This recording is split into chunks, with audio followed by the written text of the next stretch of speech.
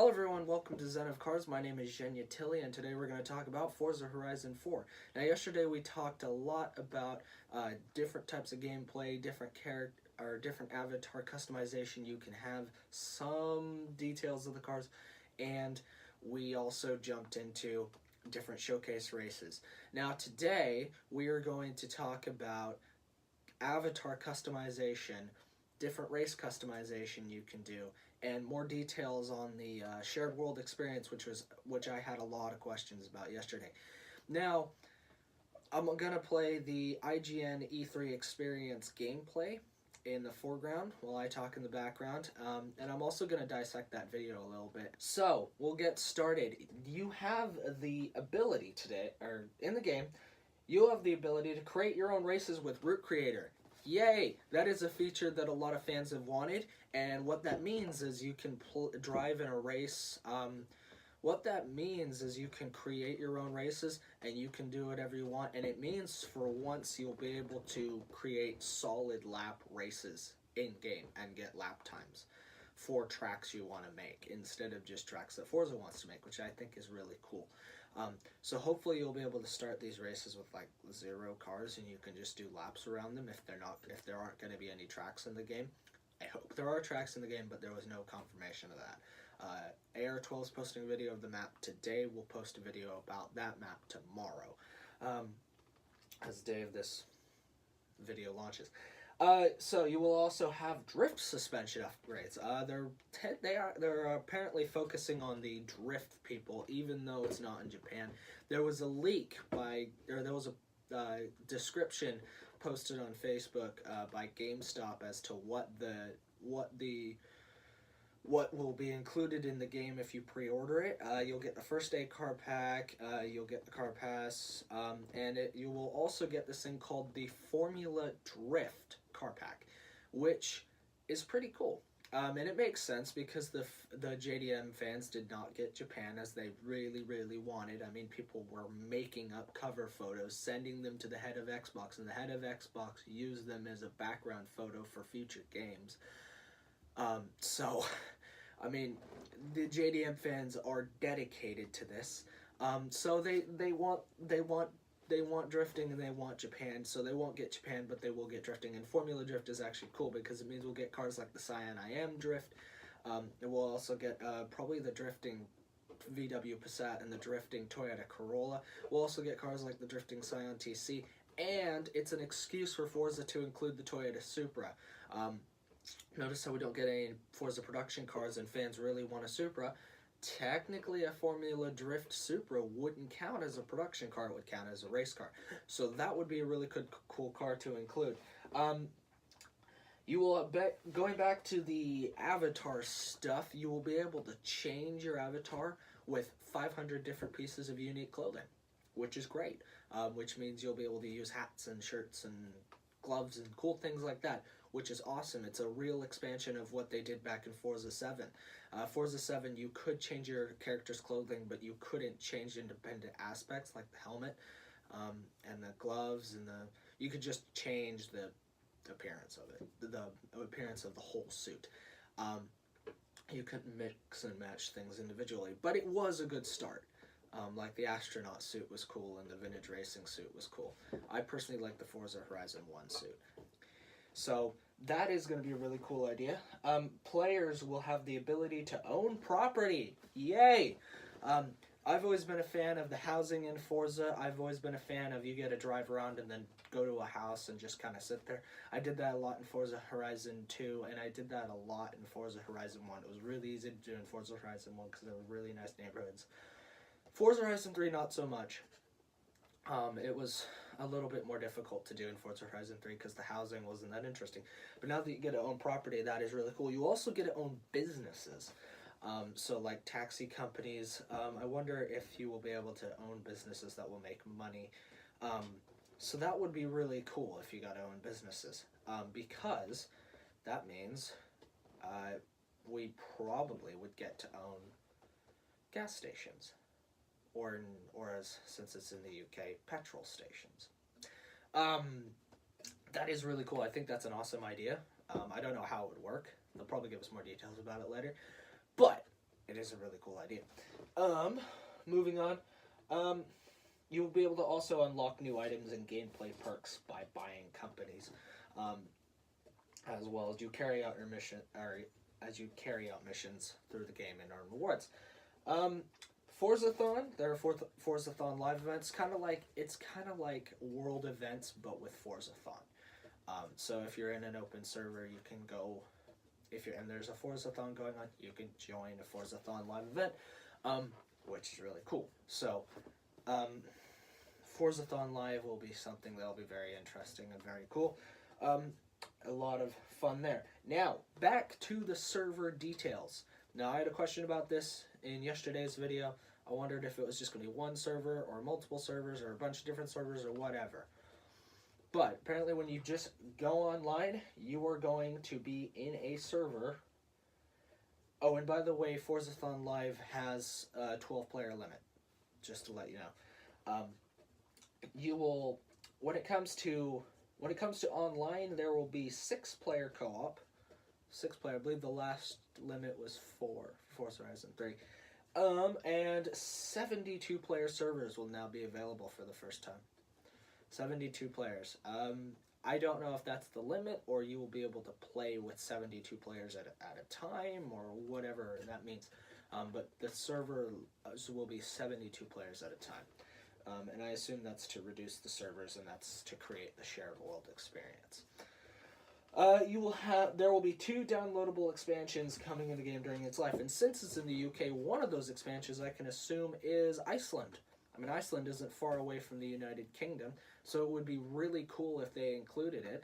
And Iceland's got some of the most insane terrain of the world. It's just ridiculous. You have glaciers, you have volcanoes, you have rivers, you've got snow, you've got rock formations that are insane. In Iceland, they have 1,000 horsepower tubular 4-wheel drive Jeeps that they just shoot right up near vertical cliff faces.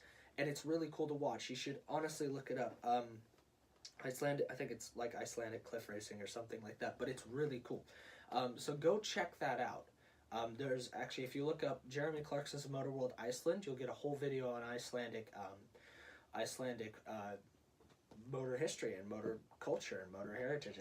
It's really cool to see, and that would allow them to include that into the game. I mean, we can already tell that they're including Formula Drift. So if they included Icelandic Jeeps, that would be really cool. That's something I really like. I mean, that's they use high output Chevy motors, and they just send them up cliffs, which is really cool. I don't know about the other expansion. Could be a car pack. I know a lot of you JDM people will be like Toyota, but we doubt it. But you never know. Moving on, we already know about all the animals and the weather and all that other nitty-gritty details. Now, I'm going to move over to the car list. Now, we actually made an article about the car list. There are currently 53 cars that we found in the list. And it's a big variety of stuff. We haven't counted the brands yet. But there's a big variety of things. I'm going to start with the traffic cars, because it's pretty interesting. There's the Ford Fiesta traffic car, the Ford Fiesta Z-Tech, or the Ford Fiesta ST. Not entirely sure. What I do know about the Ford Fiesta traffic car is it has a bike on the roof, which I think actually might be added, which could be added to customization, which would be really cool. Another traffic car was the Ford Transit, 70s Ford Transit, which I thought was pretty cool. Then there was a Ford Transit work van, and actually in the videos that I saw, and actually in the video you'll see today, you'll actually see a few different Ford Transits running around that are actually different styles. There's a ladder van, there's a plumbing van, and there's just a normal transit van, which is really cool. There's also the London Cab, and of course the 1965 Mini Cooper S. That's a traffic car. We saw it in the trailer. Other vehicles, we're going to start at the list. We've got the Lumnicraft Class 10 Racer, the Ariel Nomad, the Aston Vulcan, the Audi Quattro Rally Car from 1986. Maybe the BJ Johnson Trophy Truck? That's a maybe. I kind of thought I saw it in IGN's gameplay. You'll see it in this video. I'm not entirely sure if I really did see it. So, question mark there. The Bugatti Chiron, Dodge Viper ACR, the Eagle Speedster, the Ferrari LaFerrari FFXK, the Ferrari F40 Competizione, first time we've seen that in a Horizon car since Horizon 1. Ford Focus RS-RX, the Ford Fiesta R5 Rally car, that's going to be in the game. There's going to be the 77 Escort RS 1800, the 1973 Escort, the Honda Ridgeline Baja Trophy truck, the Hoonigan Mazda RX-7, the Hoonigan Rauwilburgif 911, the only Porsche in the Hoonigan car pack. So that means that basically the Hoonigan car pack will be standard in the game for the first time. I mean, we can't confirm that, but there's two Hoonigan cars, and why they would not only include two of them would make no sense to me. So I'm basically assuming they're going to bring the Hoonigan car pack to the game. Hopefully with the Holden Commodore Ute and the Blazer. That'd be really cool. You've got the F-Type Coupe, the Jag F-Type Coupe, the Jeep Wrangler Trailcat, the Koenigsegg Regera, the Lamborghini Centenario, the Lamborghini Aventador SV, the Lancia Fulvia Coupe. You have the Land Rover Defender 90, cover car. Original, this is really cool. In the IGN video, you might have missed this. Go back. You might be able to go back to it. It's in the very beginning. The McLaren Senna is driving past a car, a red SUV, and it's an original Land Rover. It's an original Range Rover. It's really cool. It's red, and it's the two-door model, so it's one of the very early ones, which is really cool because I love that body style of Range Rover, and to have that in the game is awesome. I mean, that's expected, but just a little bit surprising because it's just not something we've seen before, and it's really cool. One thing I hope with this game is they include a lot more Land Rovers. I want them to include a lot more Land Rovers, as many as they can. I mean, they only make like 5 or 6 cars, so it wouldn't be hard. Land Rover's never really made a lot of cars by comparison of mass manufacturers. So that would be really cool. A lot of Jags would be cool. Hopefully they give us the XC Project 8. That would be really cool. And maybe steal a book from the crew, steal a line from the crew too, and give us the CX-75 supercar. I mean, come on, Forza. Get with the game. So the original Land Rover Range Rover, that is really cool. That is genuinely cool. I can't wait to go off-roading in that. Local Motors Rally Fighter, London Taxi, drivable one, not the traffic car.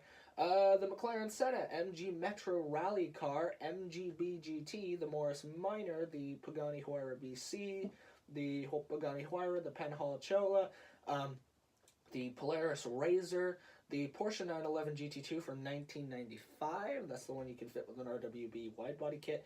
1955 550 Spider, the 17 Ram Power Wagon, the 2016 RJ Anderson number 37 Polaris Razor Rockstar Energy Pro 2 truck, the 2016 number 199 WRX STI VT15R Rally Car Subaru,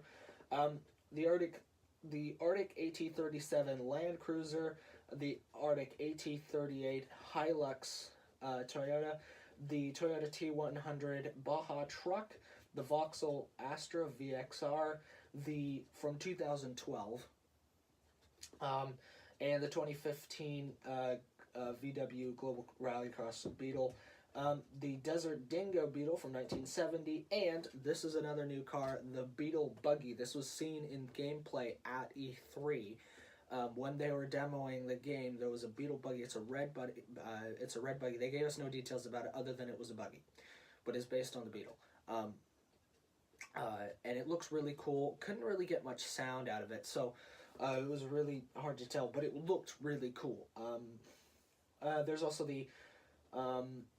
there was also a pre-World War I British sports car that is not in any Forza game. It's black. It's in the IGN gameplay. You'll see it. You'll see it in this video. It's really cool looking. So hopefully it looks really good. Hopefully it's a good car. We don't know.